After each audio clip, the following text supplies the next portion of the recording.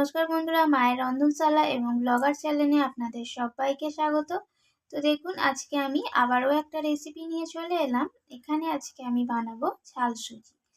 তো ঝাল সুজিটা আজকে আমি সকালের জলখাবারের জন্য বানাবো। তো এখানে আমি ঝাল সুজিটা বানানোর জন্য আমি এখানে নিয়ে নিয়েছি দুটো আলু। আলুটাকে একদম ছোট ছোট করে টুকরো করে কেটে নিয়েছি। এই যে একদম ছোট ছোট করে কেটেছি আলুটা। আর এখানে আছে একটা গাজর, গাজরটাকেও একদম ছোট ছোট করে কেটে নিয়েছি। আর এখানে হচ্ছে একটা টমেটো নিয়ে নিয়েছি, ছোট সাইজের টমেটোটাকেও টুকরো করে কেটে নিয়েছি। আর যেহেতু এখানে ঝাল সুজি বানাবো, সেই কারণে আমি এখানে কয়েকটা কাঁচা লঙ্কা এইভাবে টুকরো করে কেটে নিয়েছি। আর এখানে নিয়েছি কিছুটা ধনিয়া পাতা, আর এখানে কয়েকটা কারি পাতা। আর এখানে সুজিটা বানানোর জন্য আমি এখানে সুজি নিয়ে নিয়েছি। তো এখানে আমার ঘরে প্যাকেটে রাখা সুজিটা ছিল, বাজারে কেনা। তো এটা আমার দুটো প্যাকেটই কাটা ছিল, কিন্তু যে প্যাকেটে যেটুকু সুজি আছে সেটা 200 পরিমাণ সুজি হবে।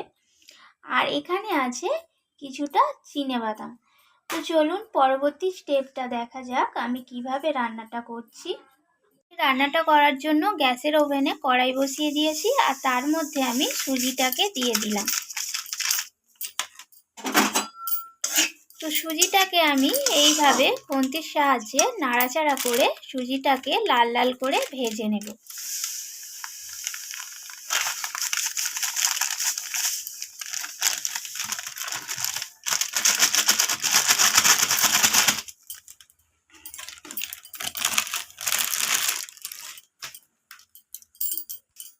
তো সুজিটাকে এইভাবে অনবরত নাড়াচাড়া করে লাল লাল করে ভেজে নিতে হবে। এইভাবে নাড়াচাড়া করতে হবে, তার কারণ যাতে সুজির প্রত্যেকটা দানা ভাজা ভাজা হয়।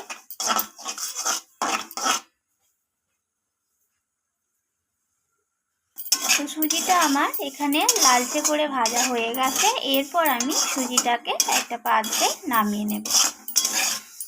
এরপর আমি কড়াইয়ের মধ্যে কিছুটা সাদা তেল দিয়ে দিলাম।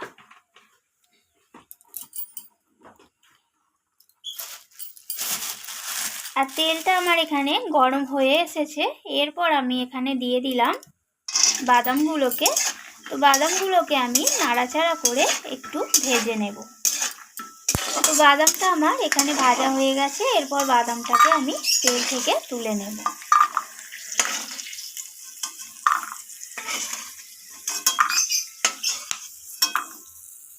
এরপর আমি ওই একই তেলের মধ্যে ফোড়নে দিয়ে দেব কিছুটা হলুদ সর্ষে, আর দিয়ে দেব কারি পাতাটা।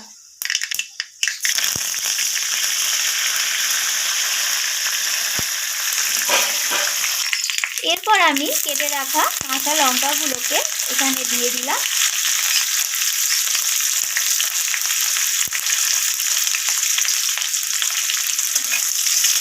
ফোড়নের সাথে আমি লঙ্কাটাকে একটু ভাজা ভাজা করে নিচ্ছি। এরপর আমি এখানে দিয়ে দিলাম কেটে রাখা আলুগুলোকে।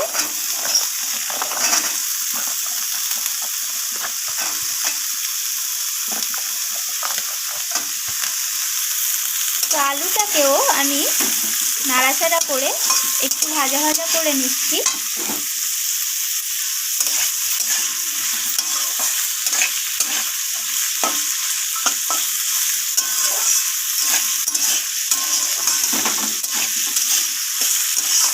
এরপর আমি এখানে দিয়ে দেব কেটে রাখা গাজরগুলোকে। গাজর আলুটাকে এইভাবে নাড়াচাড়া করে আমি ভাজা ভাজা করে নিচ্ছি।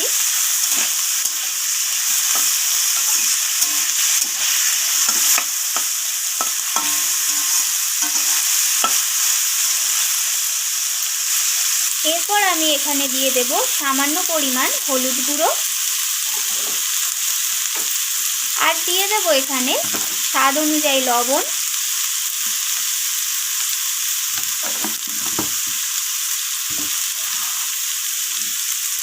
তো লবণ আর হলুদটা দিয়ে আবারও আমি নাড়াচাড়া করে নিচ্ছি।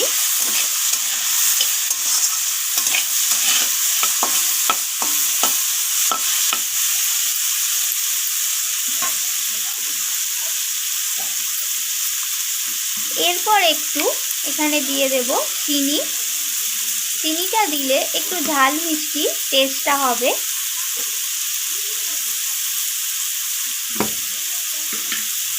এরপর এখানে আমি দিয়ে দেব একদম সামান্য পরিমাণে আদা বাটা।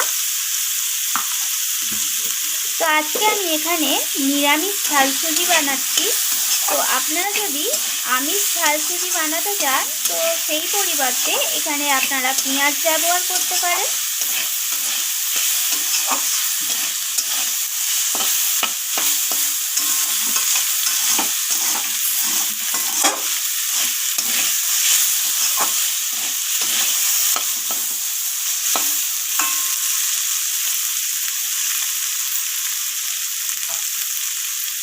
এরপর আমি এখানে দিয়ে দিচ্ছি কেটে রাখা টমেটোগুলোকে।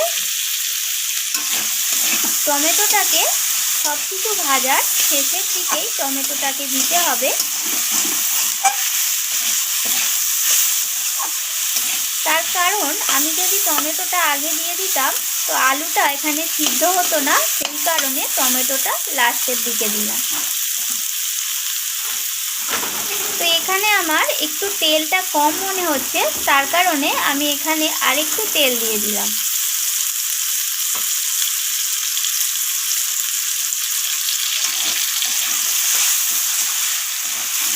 তো এখানে আমার সমস্ত কিছু ভাজা হয়ে গেছে। এরপর আমি এখানে সুজিটা অ্যাড করে দিলাম।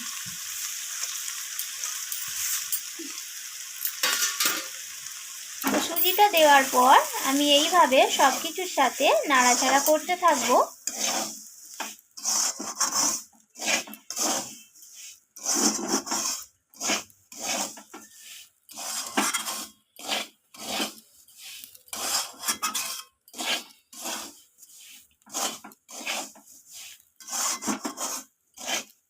তো এখানে আমার সুজিটা ভালোভাবে নাড়াচাড়া করা হয়ে গেছে। এরপর আমি এখানে ভেজে রাখা বাদামগুলোকে দিয়ে দিলাম।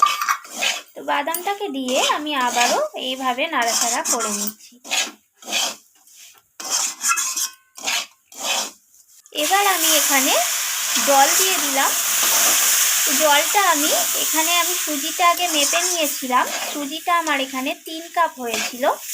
তো জলটাকে আমি নিয়েছি 3 কাপের একটু বেশি পরিমাণ জল নিয়েছি। পুরোপুরি 4 কাপ নিইনি, কিন্তু 3 কাপের একটু বেশি জল নিয়েছি। তো জলটাকে একবারে দিয়ে দেব না, এইভাবে অল্প অল্প করে জল দিয়ে দিয়ে সুজিটাকে নাড়াতে থাকবো। তো আবারও একটু আমি জল দিয়ে দিলাম।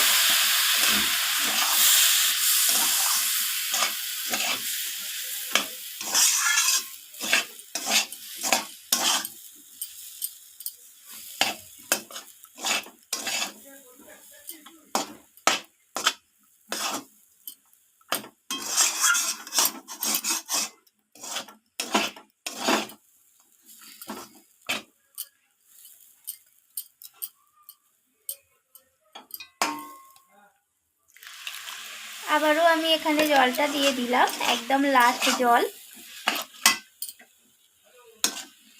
তো এইভাবে জলটা দিয়ে ভালোভাবে নাড়াচাড়া করতে হবে।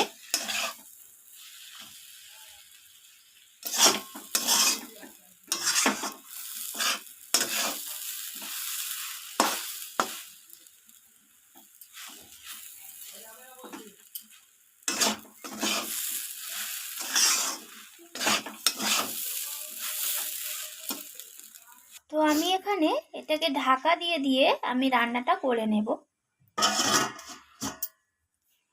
তো আমি এখানে ঢাকাটা সরিয়ে নিয়েছি আর সুজিটা এখানে একদম রেডি হয়ে গেছে। এরপর আমি এখানে দিয়ে দিলাম কেটে রাখা ধনিয়া পাতাটা।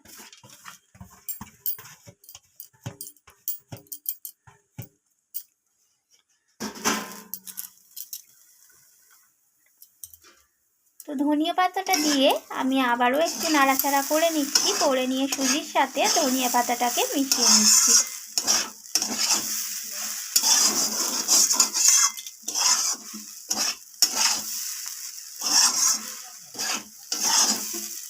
দেখুন এখানে সুজিটা একদম ঝরঝরে তৈরি হয়েছে।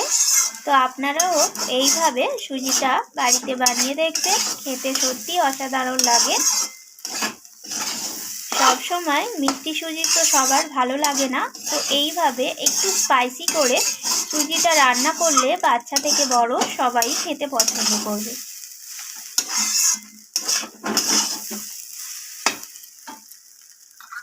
এরপর আমি এখানে দিয়ে দিলাম 1 চামচের মতো ঘি। তো ঘিটা এখানে দিলে সুজির টেস্টটা বেশ ভালো লাগবে, সেই কারণে আমি ঘিটা এখানে দিলাম।